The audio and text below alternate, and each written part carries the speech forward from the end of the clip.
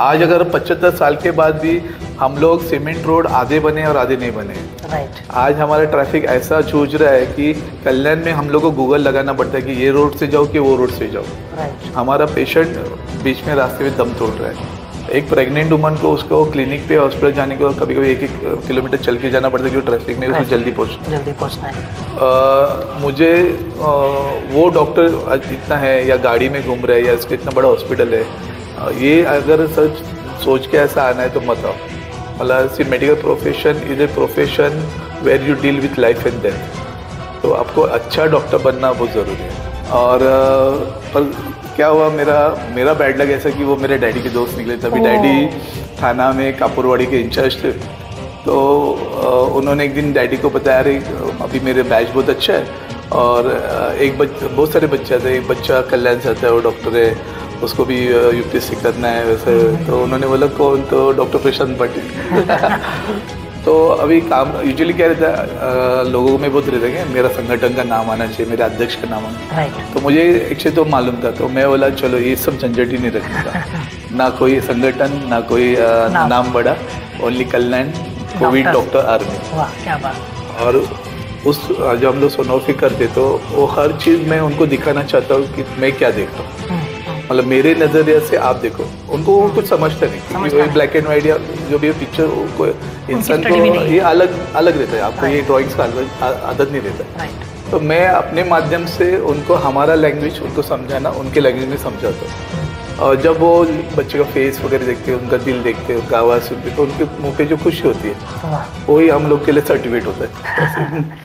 नमस्कार दोस्तों, अनकही विथ राजेश के इस विशेष एपिसोड में आप सभी का एक बार फिर से मैं स्वागत करता हूं। दोस्तों, हमारी श्रृंखला सफलता के राही आज एक नए मुकाम पर पहुंच रही है, क्योंकि आज हमारे साथ जुड़ रहे हैं बहुत ही बड़ी शख्सियत कल्याण डोंबिवली में, जिनका बहुत फैन बेस है और बहुत ही दम लगा करके सर समाज सेवा का काम करते हैं। ऐसे हमारे डॉक्टर प्रशांत पाटिल सर। प्रशांत पाटिल सर किसी भी परिचय के मोहताज नहीं है, फिर भी एक औपचारिकता बस मैं आप सबका परिचय उनसे करवाना चाहूँगा। डॉक्टर प्रशांत पाटिल सर लीडिंग रेडियोलॉजिस्ट हैं, इंडियन मेडिकल एसोसिएशन से जुड़े हुए हैं, कल्याण डोंबिवली म्युनिसिपल कॉरपोरेशन के सर स्वच्छता ब्रांड एम्बेसडर रहे हुए हैं। सर, आपका स्वागत है हमारे इस पॉडकास्ट अनकही विथ राजेश में। यस सर, आपका बचपन कैसा रहा? परिवार में किसका सबसे ज़्यादा असर आपके ऊपर पड़ा? प्रथम मैं राजेश का अभिनंदन करता हूँ कि उसने ये पॉडकास्ट चालू किया कल्याण और डोंबिवली के लोगों के लिए। हम सब लोग एक दूसरे से मिलते रहते, पर कहीं ना कहीं किसी को स्फूर्ति मिलने के लिए राजेश को लगा कि इन लोगों को जोड़ना चाहिए। आज उसने मुझे यहाँ इस काबिल समझा और मुझे बुलाया। पता नहीं मैं इस काबिल हो के नहीं, पर उसने मेरे लिए सोचा। तो पहले मैं उसको बहुत सारे आशीर्वाद और प्यार देता हूँ कि ऐसे अच्छा काम करे। अभी तुमने जो पहला प्रश्न किया कि बचपन कैसा रहा, बचपन जैसा तुम्हारा है वैसे मेरा था। मेरा जन्म नाइक हॉस्पिटल में हुआ और मेरा पूरा 17 साल पुलिस का बेटा हूँ। अच्छा। मेरे डैडी पुलिस में थे और उसकी वजह से मैं पुलिस लाइन में मेरा पूरा बचपन 17 साल गई, जो अपना छाया टॉकीज मच्छी मार्केट के बाजू में। बचपन नॉर्मल बच्चों जैसे ही था। मम्मी बहुत स्ट्रिक्ट थी, तो 12 महीने के 10 महीने मैं घर में रहता था और 2 महीना सिर्फ जब छुट्टी देता था तो दोस्तों के साथ क्रिकेट खेलना या लपा छुपी खेलना, विट्टी डांडू खेलना, ये सब हम लोग करते थे। तो बेसिकली पढ़ाई मम्मी की वजह से बहुत स्ट्रिक्ट रहती थी, तो डैडी पुलिस के डिपार्टमेंट में होने की वजह से बाहर ज़्यादा रहते थे, पर मम्मी सब केयर लेती थी पढ़ाई के बारे में। सर, आप ज़्यादा इंस्पायर्ड किससे हैं, मम्मी से हैं कि पापा से हैं? मैं दोनों से इंस्पायर्ड हूँ, क्योंकि बेसिकली कैसे डैडी पुलिस डिपार्टमेंट होने की वजह से मुझे खाकी से बहुत ही प्यार था। वाह क्या बात। और मम्मी बहुत स्ट्रिक्ट रहती थी। मतलब आज अगर लोग मुझे बोलते हैं अगर मैं दारू सिगरेट से दूर हूँ तो उसका कारण मेरा मम्मी है। वाह क्या बात है। कि मम्मी इतना स्ट्रिक्ट होती थी, तो ये 2 चीज़ों से मतलब वो हमेशा इस बारे में बताती कि ये सब गलत चीज़ें। स्कूल में जाने के टाइम भी सब बोलती थी, तो इन चीज़ों मम्मी की वजह से इन चीज़ों से मैं दूर रहा। वाह। सर, आपका एजुकेशन कहाँ से हुआ है और आपने किस किस चीज़ की पढ़ाई की हुई है? बेसिकली मैं न्यू लुड्स इंग्लिश हाई स्कूल मेरा 1st से 10th कंप्लीट किया, और फिर मेरा 11th और 12th में चांदीबाई हिम्मतमल मनसुखानी कॉलेज उल्लासनगर वहाँ से किया। और फिर उसके बाद MBBS के लिए मैं MGM medical college Kamothe new Bombay वहाँ से किया। और फिर MBBS होने के बाद मुझे ज़्यादा अट्रैक्शन था, जैसे मैंने बताया खाकी मेरे जी, डैडी जी। का, तो मुझे IPS बनना था। हाँ, वही मेरा सवाल था कि हाँ। आप खाकी से बिलोंग करते हुए आपका डॉक्टर बनने की रुचि कैसे हुई? तो खाकी टू वाइट ट्रांसफॉर्मेशन जो हुआ, हाँ, राइट। बेसिकली MBBS मैंने पूरा किया और मुझे IPS के लिए जाना ही था। पर मैं ऐसा कह रहा हूँ, उस ज़माने में महाराष्ट्र में UPSC का कल्चर नहीं था। राइट। तो हम लोगों को पता ही नहीं रहता था कि क्लासेस किधर वगैरह। तो मुझे इंटर्नशिप के टाइम पता चला कि थाना में दादाजी कोंडदेव स्टेडियम है, तो वहाँ पे गोखले सर करके, तो वो फ्री में पढ़ाते UPSC जो एस्पिरेंट्स है। तो मैं कैसे उनको पहुँच लिया और उनसे पहचान की और उन्होंने बताया, तो उन्होंने बोला आ जाओ मैं तुम्हें पढ़ाऊँगा। पर पढ़ाई चालू हो गया। मैं इंटर्नशिप 4 बजे MGM मेडिकल कॉलेज के हॉस्पिटल से छूटता था और फिर मैं थाना आता था। और पर क्या हुआ, मेरा बैड लक ऐसा कि वो मेरे डैडी के दोस्त निकले। तभी डैडी थाना में कापुरवाड़ी के इंचार्ज थे। तो उन्होंने एक दिन डैडी को बताया, अरे अभी मेरे बैच बहुत अच्छा है और बहुत सारे बच्चे थे, एक बच्चा कल्याण से आता है, वो डॉक्टर है, उसको भी UPSC करना है वैसे। तो उन्होंने बोला कौन? तो डॉक्टर प्रशांत पाटिल। तो डैडी को पता चल गया। डैडी घर आए, बहुत गुस्सा हुए और एक लाफा भी मारा। और उसके बाद मेरा वो खाकी का सपना ख़त्म हो गया और वहाँ से मैं वाइट यूनिफॉर्म की तरह आगे बढ़ गया। और फिर मेरा मेरिट पे KM हॉस्पिटल में मुझे रेडियोलॉजी में पोस्ट ग्रेजुएशन करने का चांस मिला और उस तरह से मेरा रेडियोलॉजी पूरा हो गया। क्या बात है।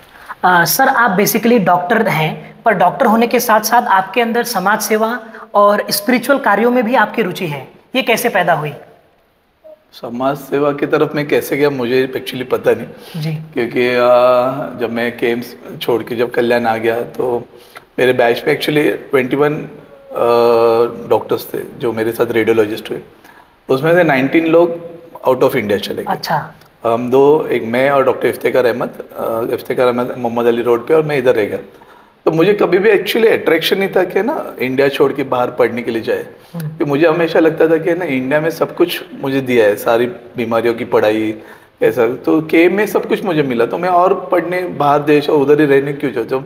मेरे देश ने मुझे जन्म दिया, बराबर। मेरे देश ने मुझे बड़ा किया, मेरे देश ने मुझे सब कुछ पढ़ाई में मदद किया। तो मैं बाद में जब मेरा टाइम आ गया सर्विंग का, तो मैं भारत छोड़ के नहीं जा सकता। इसलिए भी कल्याण में सेटल हो गया। और बेसिकली पहले 10 साल तो ऐसे प्रैक्टिस में होता था। अभी लोग कहते हैं कि मतलब मेरा कनेक्टिविटी अच्छा है, कम्युनिकेशन अच्छा है। मेरे ऐसे 10-12 साल में शुरुआत में लोगों से जुड़ता गया। तो बहुत बार ऐसा था कि है ना, अभी कल्याण में मेरे पास जो पेशेंट्स आते थे सोनोग्राफी को, तो उन लोग बहुत मुरबाड, शाहपुर, टिटवाला ऐसा या इन दूर से आते थे। तो बहुत बार वो उसमें कुछ आदिवासी गरीब लोग भी आते थे किधर किधर से। तो मुझे ऐसा लगता था ये लोग मेरे पास आते हैं तो इनका आने जाने का खर्चा तो दो। अच्छा। तो कभी कभी ऐसा होता था कि अगर मैं 1200 लेता था तो चलो 200 इसको कंसेशन दे दिया, तो एटलीस्ट उसका आने जाने का ये हो गया। तो और फिर धीरे धीरे समाज सेवा बोलते ना, जब मैं इंडियन मेडिकल एसोसिएशन ज्वाइन किया तो मुझे हमेशा ऐसा लगता था कि ना कोई भी संगठन बड़ा होने के लिए उसका समाज कार्य होना बहुत ज़रूरी है। राइट। तो हमारा एसोसिएशन बहुत अच्छा एसोसिएशन था और वो हमारे डॉक्टर्स के लिए बहुत काम करते थे, समाज कार्य भी करते थे, पर उसका नाम कल्याण में नहीं हो रहा था। फिर 2018 में जब मैंने सेक्रेटरी एज ए पोस्ट लिया तो मुझे ऐसा लगा कि ना हमारे डॉक्टर्स में बहुत पावर है जो अच्छा कार्य कर सके। तो मेरे ख्याल से तभी से मेरा सोशल वर्क ज़्यादा चालू हो गया। सर, आपकी जो फील्ड है वो है रेडियोलॉजी। तो सर, रेडियोलॉजी क्या होती है और ये कैसे काम करती है? बहुत बार लोगों को लगता है कि ना रेडियोलॉजी कोई तो भी कोर्स है, डिप्लोमा है और वो 12वीं के बाद किया जा सकता है, ऐसा नहीं रहता। रेडियोलॉजी ये प्रॉपर आपको पहले MBBS डॉक्टर बनना रहता है। MBBS डॉक्टर का डिग्री होने के बाद जैसे लोग सर्जरी, गायनिकोलॉजी, ऑफ्थेल्मोलॉजी लेते, वैसा रेडियोलॉजी सब्जेक्ट है जिसको हम लोग चॉइस करते टू डू स्पेशलाइजेशन। तो पहले MBBS और फिर उसके बाद पोस्ट। तो उसमें MD और डिप्लोमा 2 कोर्सेज रहते हैं। और रेडियोलॉजी में मेन क्या है ना, रेडियोलॉजी पूरा ट्रीटमेंट जो आप एक इंसान का ट्रीटमेंट बोलते हैं, सबसे पावरफुल जोड़ रेडियोलॉजी है। क्योंकि अगर डॉक्टर जब सोचता है कि इसके पेट में दर्द है तो क्यों हो सकता है, तो उसमें बहुत सारे कारण रहते हैं, ये हो सकता है वो, तो वो कारण का हल रेडियोलॉजी देता है। ओके। तो पेट में दर्द है, वो स्टोन का दर्द है, अपेंडिक्स है, तो radiology is the main tool to help in diagnosis, और उसके डायग्नोसिस के ऊपर फिर उसका ट्रीटमेंट आगे बढ़ता है। तो we are part of that treatment part, diagnosis and curing part. Okay. Sir आम लोगों को इस बारे में ज़्यादा जानकारी नहीं है रेडियोलॉजी क्या होता है, तो सर ये बाकी जो अलग अलग जैसे आपने बताया गायकोनोलॉजिस्ट है और बहुत सारी चीज़ें हैं, उससे कितना अलग है ये? रेडियोलॉजी में वही बोला कि अलग बेसिकली कैसे है कि ना, आदमी जिधर आपके डॉक्टर जिधर आप जाते हो डॉक्टर के पास ट्रीटमेंट के लिए, तो जब उनको लगता है कि है ना इसमें एक्चुअल प्रॉब्लम क्या है।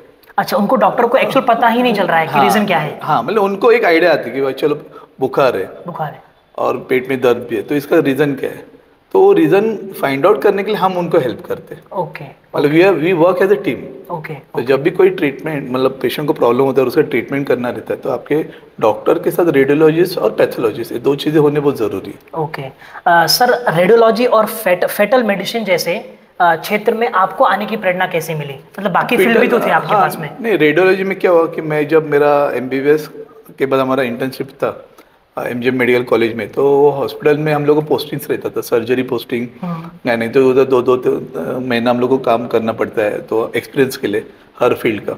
तो जब मैं सर्जरी पोस्टिंग में था तो मेरे डॉक्टर शर्मा करके लेक्चरर थे, तो दूसरे दिन एग्ज़ाम था, तो उन्होंने बोला अरे प्रशांत मुझे कुछ एक्सरेज के निकाल के रखना कि मुझे एग्ज़ाम में उनको वाइवा लेना है।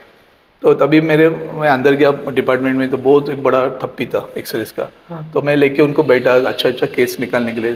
तो जब मैं एक एक लगा रहा था अलग अलग एक्सरेज, छाती का, पेट का, रीढ़ का, हड्डी का, तो मुझे पता लगा कि अरे सिर्फ देख के बिना पेशेंट के मुझे डायग्नोसिस करना है।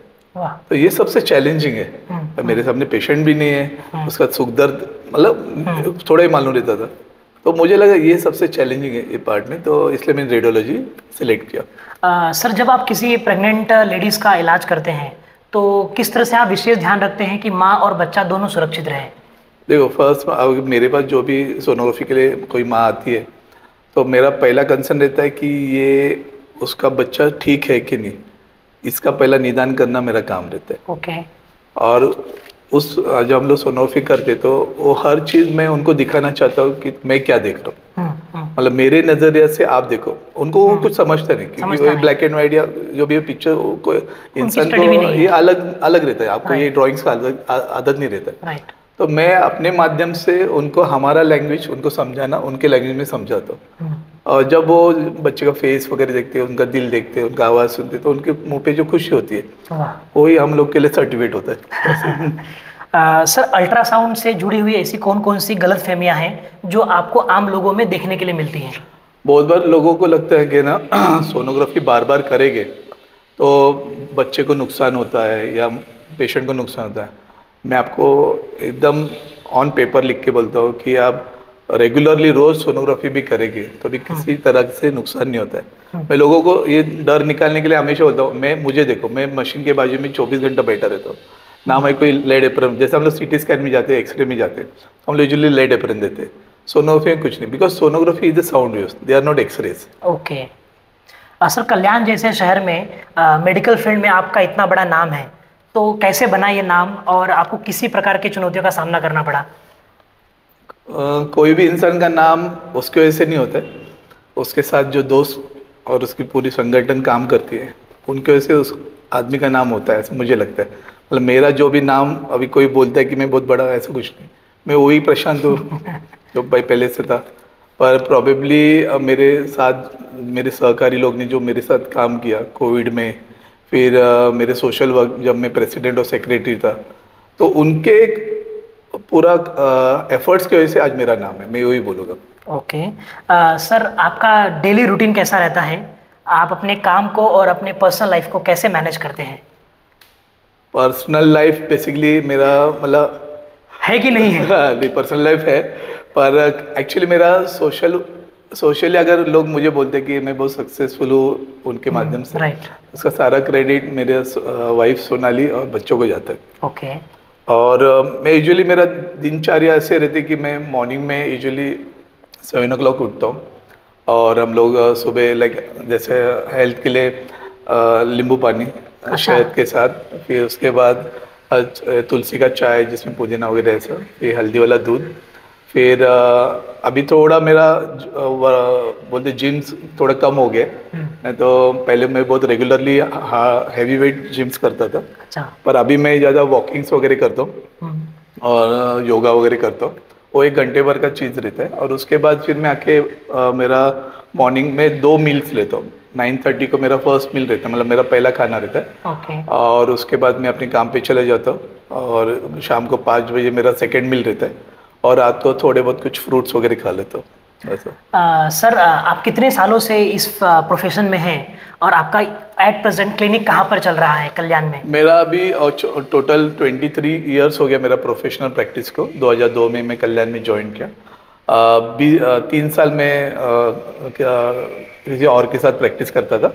और 20 साल अभी मेरा निदान डायग्नोस्टिक सेंटर है मस्कर हॉस्पिटल के बाजू में, मुरबाड रोड पे, तो वहाँ पे 20 साल से हूँ।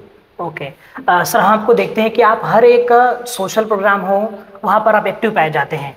आपके तरफ से आपके इनिशिएटिव में हर बार 9 वर्ष की स्वागत यात्रा बहुत ही भव्य पैमाने पर निकाली जाती है। फिर आपका डॉक्टर का प्रोफेशन, अभी डॉक्टर का प्रोफेशन ऐसा है कि एकदम इमरजेंसी वाला सिचुएशन रहता है।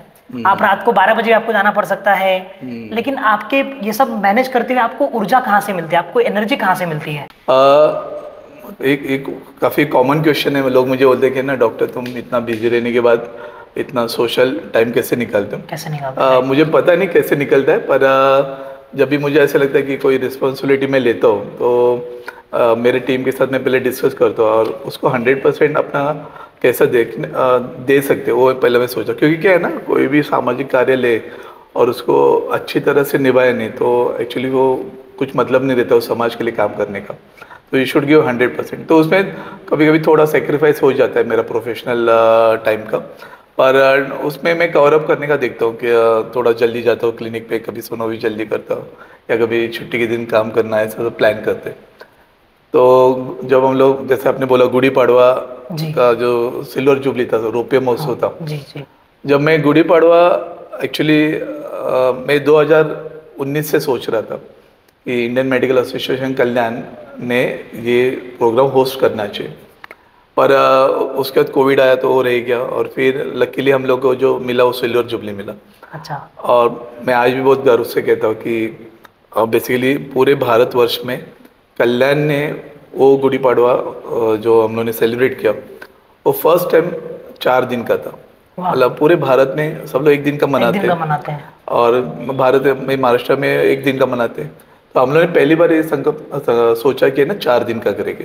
तो उसका शुरुआत भी ऐसे किया कि पहले दिन हम लोग ने प्रभु श्री राम की आरती हम लोग ने कल्याण में 3 जगह रखे। हम लोग का बेसिक कंसेप्ट था कि पूरे कल्याण को जोड़ने का। और फिर सेकेंड डे हम लोग ने स्वच्छता अभियान रखा, जहाँ पे जो रूट था उसको क्लीनिंग हम लोग ने करना है।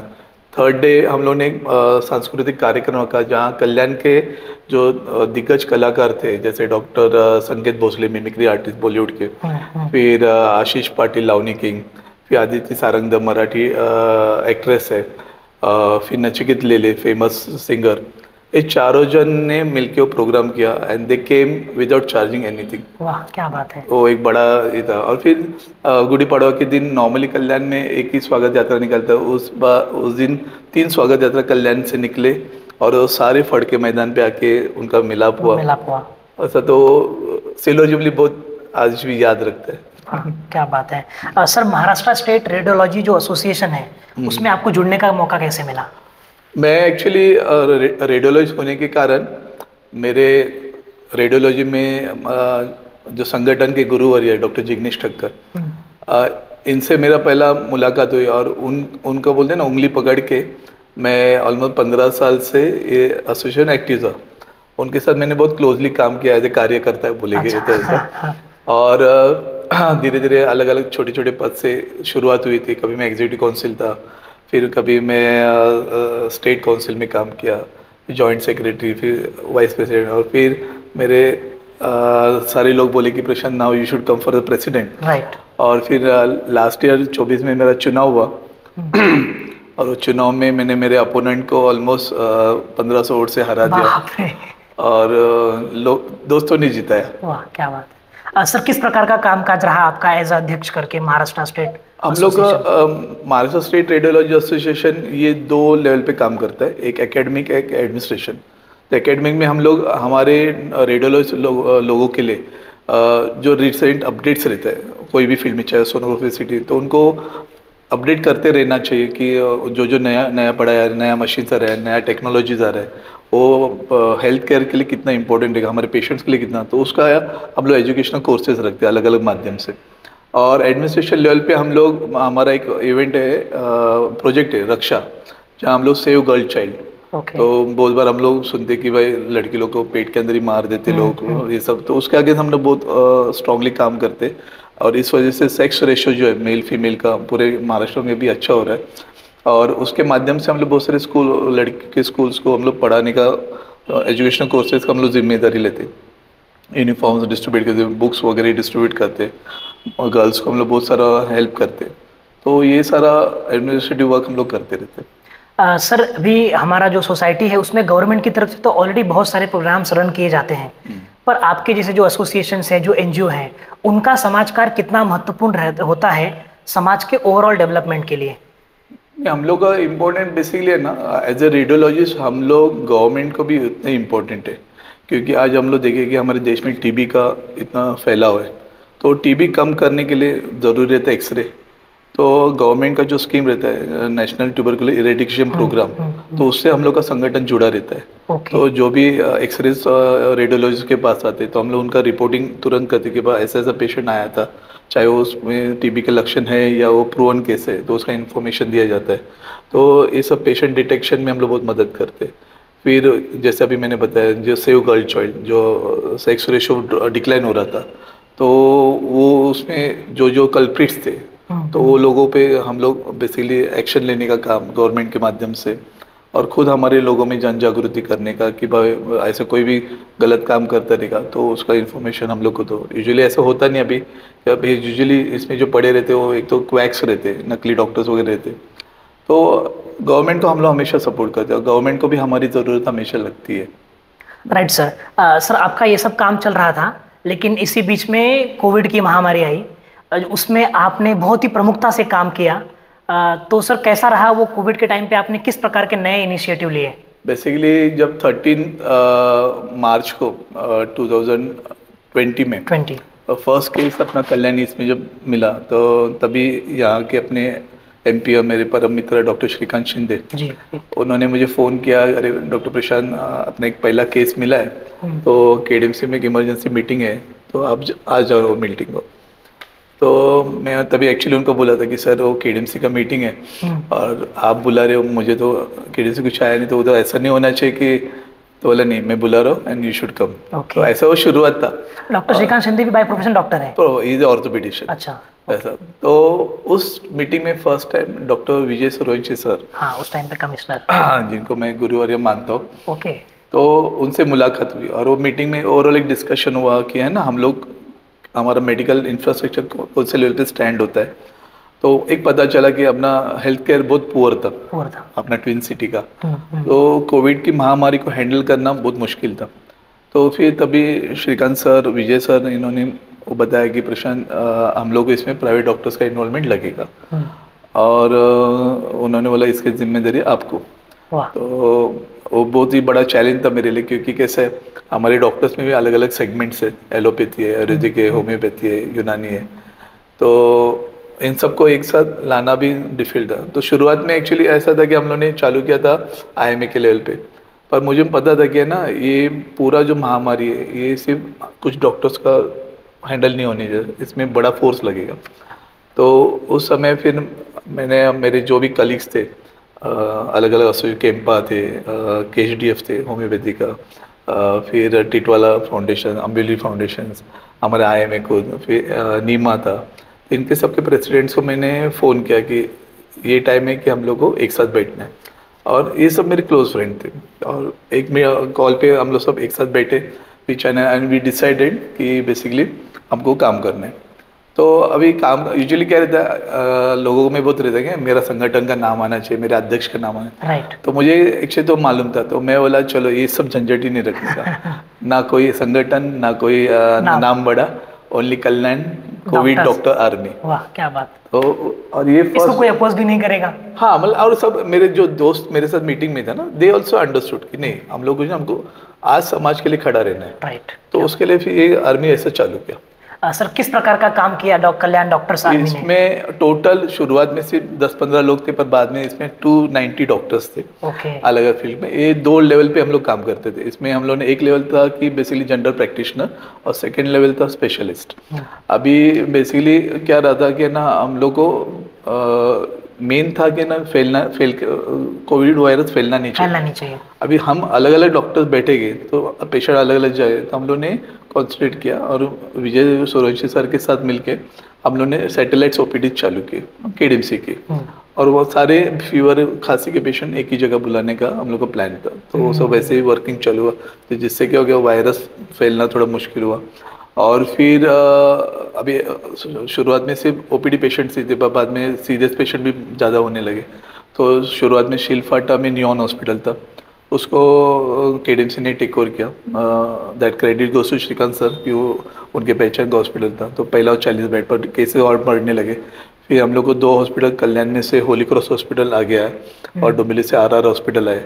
तो ये दोनों हॉस्पिटल में फिर हम लोग ने, और यहाँ पे हमारे सारे डॉक्टर्स काम कर रहे थे। और पूरी इंडिया में हम लोग बोलते कि फर्स्ट टाइम ऐसा था कि हमारे डॉक्टर ने कभी भी पैसे का जिक्र नहीं किया। वाह क्या बात है। मतलब पूरा फर्स्ट वेव में जितना डॉक्टर लोग ने काम किया ना, एक पैसा गवर्नमेंट से लिया नहीं, बाकी बहुत जगह पैसे डॉक्टर्स को दे रहे थे वगैरह, पर कल्याण का डोंबिवली के एक भी डॉक्टर ने पैसा नहीं लिया। तो ये ऑन पेपर रिकॉर्ड है। और इसी वजह से कल्याण डोंबिवली म्युनिसिपल कॉर्पोरेशन को तभी सेंट्रल गवर्नमेंट ने, मैं पीएम मोदी जी ने एक अवार्ड चालू किया था, smart Covid innovation award. Right. वो पूरा स्मार्ट सिटीज के लिए थे। तो उस अवार्ड में हम लोग का रैंक फर्स्ट आया विद वाराणसी म्युनिसिपल कॉर्पोरेशन। अच्छा। और मैं विजय सर को पूछा कि सर आपने जब प्रेजेंट किया तो किस चीज़ पे आपको मतलब उन्होंने ज़्यादा प्रेफरेंस दिया? तो बोला कि सबसे उनको इम्पोर्टेंट था, उन्होंने पूछा आपके पास क्या ऐसा है कि जिसके लिए आपका रैंक फर्स्ट कंसीडर करें हम लोग? तो उन्होंने बोला कि ना पैसे से सब कुछ खरीदा जा सकता है, but human resource we can purchase, और वो हमारा कल्याण डॉक्टर भी था। सर कोविड के टाइम पे किस प्रकार के चैलेंजेस का सामना करना पड़ रहा था? और जैसा भी आपने कहा कि हमारा जो मेडिकल फैसिलिटीज था वो बहुत अच्छा नहीं था, तो क्या लगता है कि अभी कुछ इसमें सुधार आया है, या और किस प्रकार के सुधार की गुंजाइश है, ताकि अगर भविष्य में ऐसी कुछ इंसिडेंट्स होते हैं तो हम उसको सामना कर सकें? कोविड में बेसिकली मेन चुनौती था क्या ना, लोगों को महामारी का आदत नहीं, तो घर में बैठना। राइट। और वो जो एक डर था कि मैं मर ही जाऊंगा, तो वो जो था वो फीलिंग वो सबसे डरावनी थी। और फिर कैसा है कि ना कोविड हुआ तो डॉक्टर को पता चलेगा तो और लोगों को भी पता चलेगा, तो इस मारे लोग छुपाने भी कोशिश करते हैं। तो अवेयरनेस बहुत इंपॉर्टेंट था हम लोग के, तो उनको अवेयर करते थे हम लोग, क्योंकि और उसके पास कोई जाता नहीं था पेशेंट, अगर किसी जाता नहीं था तो उस समय सिर्फ डॉक्टर्स और पुलिस यही सब लोग जाते थे। राइट। तो वो एक इम्पोर्टेंट था। फिर वैक्सीन जब आया तो वैक्सीन के बारे में अलग अलग लोग बोलने लगे कि ना वैक्सीन लेने से वो मर जाते हैं सब, तो ऐसा में हम लोग उसका अवेयरनेस भी इम्पोर्टेंट था। तो हम लोग तो एक ही बोलते थे, अगर दुनिया में वैक्सीन नहीं रहता तो आज आदमी चल भी नहीं पाता था। पोलियो है इसलिए, पोलियो वैक्सीन है इसलिए आदमी चल रहा है। तो वैक्सीन मतलब अलग अलग लेवल पे अलग अलग प्रॉब्लम्स आ रहे थे। ये बहुत मिसअंडरस्टैंडिंग हो रहा था। मतलब अभी 10 हॉस्पिटल रह गए, तो 10 हॉस्पिटल में से एक आध हॉस्पिटल कोई तो गलत कुछ काम होता रहेगा, तो उसका रिफ्लेक्शन 9 हॉस्पिटल जो अच्छे कर रहे थे उस पर आता था। तो मेडिसिन अलग, क्योंकि ये महामारी ऐसी थी कि सब मेडिसिन भी नहीं थे। राइट। तो मेडिसिन भी उस जमाने में डेवलप हो रहे थे, तो मेडिसिन का भी बहुत टेस्टिंग नहीं हो रहा था। पर हम लोग को जान बचाने के लिए we have to experiment lot of things. तो बहुत सारी चुनौतियाँ थी, पर फाइनली इट वॉज, हम लोग विजय सूर्यवंशी सर हमेशा ही बोलते थे कोलैबोरेटिव अप्रोच, और हम लोग मैं वो थ्योरी को बहुत मानता हूँ। Collaborative approach of KDMC, private doctors, then police and all the NGOs and all the unsung heroes, इन्होंने मिलकर कोविड पे विजय प्राप्त किया। सर उसमें कोविड के टाइम पे 2 चीज़ों की डिमांड बहुत ज़्यादा हो गई थी, एक ऑक्सीजन की और दूसरा प्लाज्मा। तो ये डिमांड को आप लोग कैसे फुलफिल करते थे? प्लाज्मा के लिए तो बेसिकली हम लोग लोगों को मोटिवेट करते थे। अभी हम लोग का प्लाज्मा कॉल सेंटर जैसा भी था, इसमें डॉक्टर्स भी थे, फिर बहुत सारे वकील थे, जयदीप हजारे करके एडवोकेट था जो बहुत काम करता। हम लोग लोगों को कॉल करते थे, उनको बुलाते थे ब्लड डोनेट करने के लिए वगैरह, मोटिवेट काफ़ी करते थे। और दूसरा क्वेश्चन क्या था? ऑक्सीजन। ऑक्सीजन का ऐसा था कि बहुत शॉर्टेज था, बहुत शॉर्टेज था, यस। मतलब बहुत हाहाकार मचा हुआ था हर तरफ। मचा था। तो हम लोग का एक ऐसा सिचुएशन आया था कि कल्याण के बहुत सारे हॉस्पिटल पे हार्डली 10 to 20% ऑक्सीजन रह गया था। अगर ऑक्सीजन उस रात को नहीं पहुंचता है तो बहुत सारी डेथ हो सकती थी। और मैं, विजय सर, श्रीकांत शिंदे साहब, हम लोग सब व्हाट्सएप कॉल पे थे। और विजय सर ने तभी तलोजा में जो लिंड कंपनी है ऑक्सीजन, उनका कैसे करके मोटिवेट किया था एक टैंकर। पर कुछ तो ऐसा हुआ कि ना, कोई तो I don't know the politician name, पर वो पॉलिटिकली वो टैंकर धुले साइड शिफ्ट हो गया, वो रास्ते से गायब हो गया।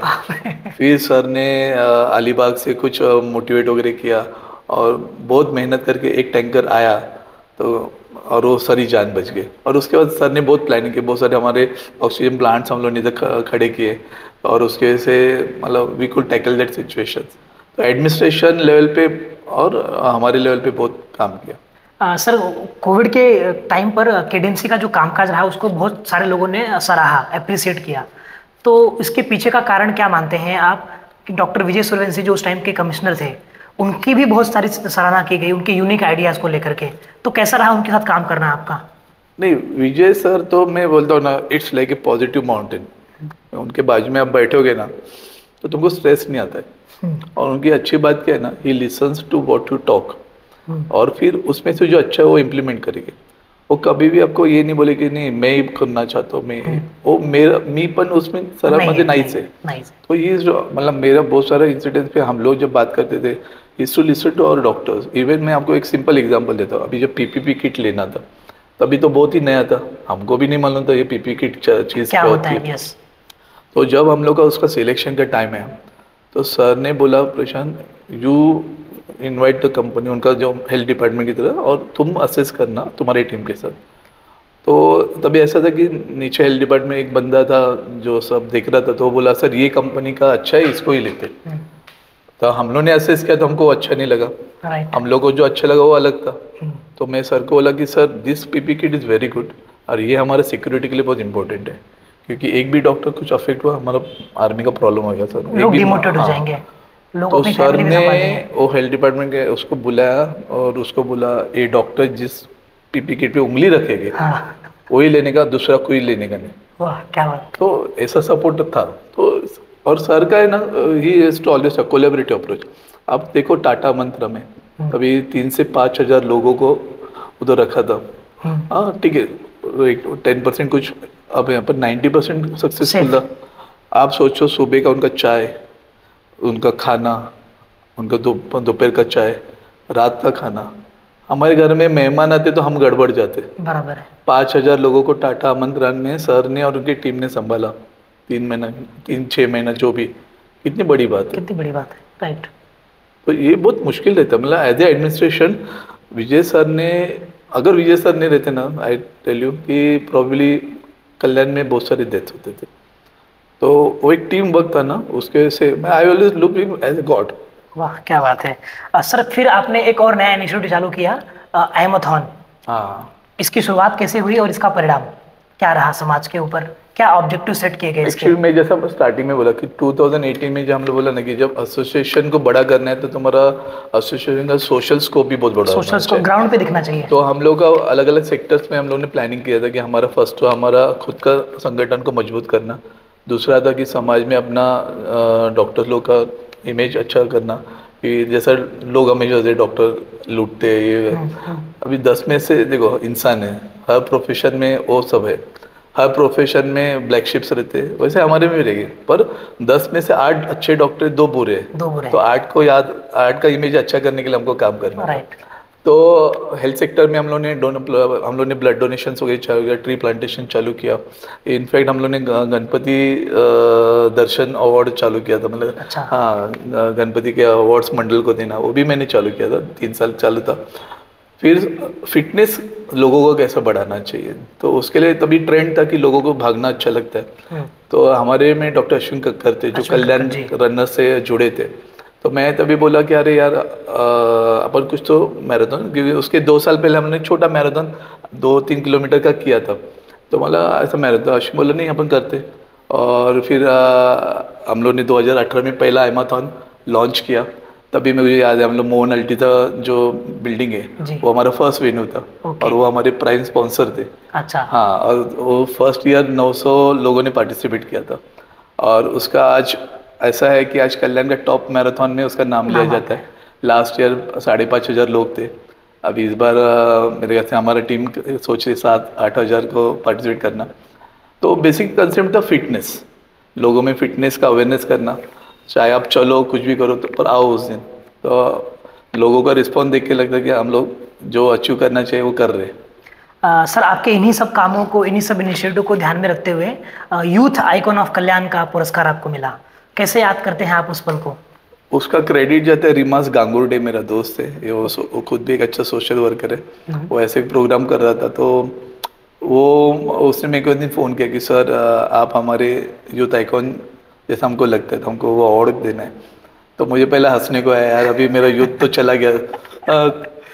तो कि 2019 में आई मस्ट बी अराउंड 43, पर बोला नहीं सर हमको देना। तो मैं बोला ना, वो क्रेडिट भी उनको दिखता है कि उनको ऐसा लगा मैं यूथ आइकॉन।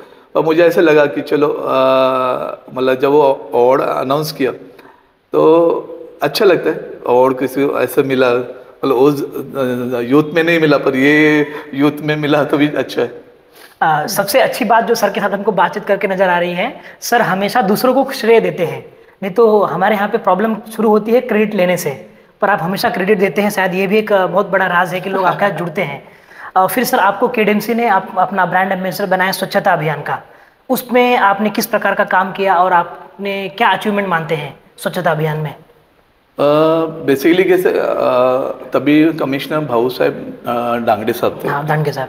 और अपने डीएमसी थे अतुल पाटिल साहब। हाँ, डिस्ट्रिक्ट। अच्छा, तो एक बार अतुल सर का मेरे को फ़ोन आया कि सर अपना कल्याण, अपने सबको पता है कि स्वच्छता के लिए इतना मतलब उसका बुरा पहचान है, बुरा पहचान है। अब मैं हमेशा बोलता हूँ कि आज हमारे शहर की अगर ये पहचान है तो उसका कारण बहुत बार मैं देखा हूँ कि है ना, महानगर पालिका को हम लोग दोष देते, बेबी कुछ फ्लॉज रहेगी उनमें, पर मेजर फ्लॉ हमारी तरफ है। क्योंकि कचरा कौन कर रहा है, हमारे लोग कर रहे हैं। हम लोग हर टाइम एक रीज़न ढूंढते कि है ना कचरा किधर फेंका जाए। हम लोग घर में कचरा नहीं रखते, पर बाहर ऐसा कचरा सजा के रखते कि है ना, मतलब उसमें फर्स्ट प्राइज मिले हम लोग को। तो अतुल सर का मुझे फ़ोन आया कि सर बेसिकली हम लोग को एक फेस चाहिए कि जिसके माध्यम से हम लोगों को अवेयरनेस प्रोग्राम ये करना चाहिए, अच्छे से हो जाए केडीएमसी का। और सिंस आप हमसे काफ़ी टाइम से जुड़े, तो बेसिकली उन्होंने उस फैक्टर्स पे डिसाइड किया कि ना मे बी मेरा जो सोशली काम अच्छा था में, और उस वजह से उन्होंने मेरे को बोला कि आप ज्वाइन हो जाओ। Sir as a brand ambassador आपको किस प्रकार का काम करना पड़ता है, और केडीएमसी किस प्रकार के लोगों को चुनती है अपना ब्रांड एम्बेसडर बनाने के लिए? नहीं, केडीएमसी बेसिकली यूजुअली ब्रांड, कोई भी ब्रांड एम्बेसडर बनते हैं तो बेसिकली उनका वही समाज में रहेगा, इनका फेस वैल्यू कैसा है और लोग इनको कितना मानते हैं, अगर इनका बात, इनके बोलने से कुछ हो सकता है, अपील कितना है, सोशल अपील ऐसा। अभी उन्होंने मुझे इस लायक समझा, वो मेरे लिए बहुत बड़ी बात है। अभी मैं तो लोगों को कहता हूँ आज भी, भाई ब्रांड एम्बेसडर मुझे बना है तो मेरा वैल्यू अगर कुछ आपके मन में है तो कचरा कम डाले रास्ते पे और अपने शहर को अच्छा स्वच्छ बनाए। तो ये बेसिकली इसी रीज़न से उन्होंने ये किया। और मेरे को बेसिकली है ना, केडीएमसी उनका जो भी प्रोग्राम्स रहते, ग्रीन प्रोग्राम्स, उसमें हम लोग को इन्वॉल्व करते। इवन एज ए सपोर्ट हम लोग ने IMA लेवल पे भी हम लोग ने ग्रीन स्माइल प्रोजेक्ट किया था, जहाँ पे हम लोग ने 500 ट्रीज लगाए थे। हम लोग ने गुड़ी पाड़वा के माध्यम से स्वच्छता अभियान एक किया था। और बहुत सारा केडीएमसी का स्वच्छता अभियान में मैं खुद हाँ, रोड पे उतर आपको के मैं देखा है रोड पर आपको हम काम लोग ये, करते मैं हुए। कभी भी हम लोग ये मतलब फोटो के लिए, मैं फ्रैंकली में लोगों को लगता रहेगा कि फोटो आते, पर नहीं, वो फोटो के पीछे हम लोग ने बहुत सारा काम किया काम रहता किया है, फिर रहता ही है, फोटो राइट। आता है। मतलब यस, मेरा कोई भी फोटो सिर्फ झाड़ू वाला फोटो, हाँ, फोटो के लिए नहीं रहता है। क्योंकि हमने आपको देखा है आपके इस इनिशिएटिव में कई बार हमारा कॉलेज भी इन्वॉल्व Yes, रहा yes. है। Achievers is always, I say, Achiever College and Birla College are always part of multiple social programs in Kalyan.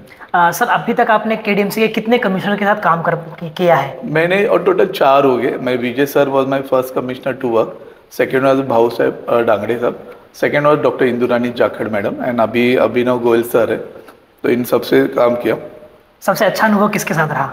Definitely Vijay sir के साथ ज़्यादा रहा, क्योंकि कोविड ऐसा सीनियर था कि जिधर मतलब देखो फ्लड्स आएंगे तो हमारे पास ऑप्शंस है, हमारे एनडीआरएफ है, राइट। हम लोग के खुद के लोग मदद करते हैं। पर कोविड ऐसा था ना, इज अनसीन एनिमी, आपको दुश्मन दिखाई नहीं दे रहा पर उसके साथ आपको लड़ना है। तो उस समय ना बहुत चैलेंजेस अलग थे। तो वो इसलिए विजय सर के साथ ऑलमोस्ट हम लोग रात को 3-4 बजे तक व्हाट्सएप या फ़ोन कॉल्स पे रहते थे। हम लोग सोते ही 4 बजे थे। तो ऐसा था, मतलब literally day to day scenario था हम लोग का ऐसा। तो विजय सर के साथ पॉजिटिव ये था। भाऊ सर साहब के साथ, डांगड़े साहब के साथ बहुत ज़्यादा ये नहीं मिला चांस, पर he was a good person. Indurani madam was very nice, she was very positive, और उनको लगता था सिटी के लिए मुझे करना है, दोनों ट्विन सिटी के लिए।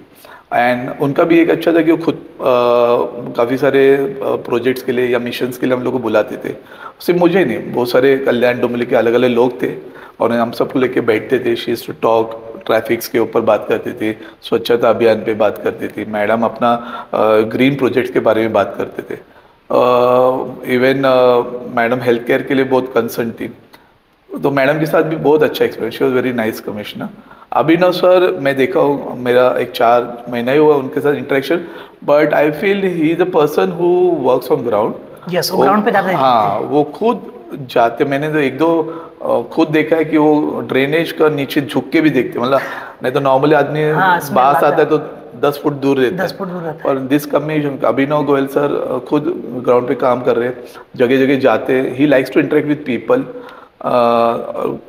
मतलब आई थिंक बहुत सारी अभिनव चीज़ें होगी उनके टेन्योर में। My best wishes to all of them. बस ट्रांसफर ना हो। नहीं, मैं तो जब वो आए थे तो जब हमने उनका वेलकम किया था, तो मेरे स्पीच में ये बोला था कि पूरे कल्याण डोंबिवली के लोगों को कि एटलीस्ट ये कमिश्नर 2 साल तो कंटिन्यूस रहना ही चाहिए। 2 साल बहुत कम समय होगा। नहीं, पर अभी क्या है ना, 2 साल के ऊपर अगर फिर हम लोग को रास्ते पे उतरना पड़ेगा आंदोलन करने के लिए। क्या बात है।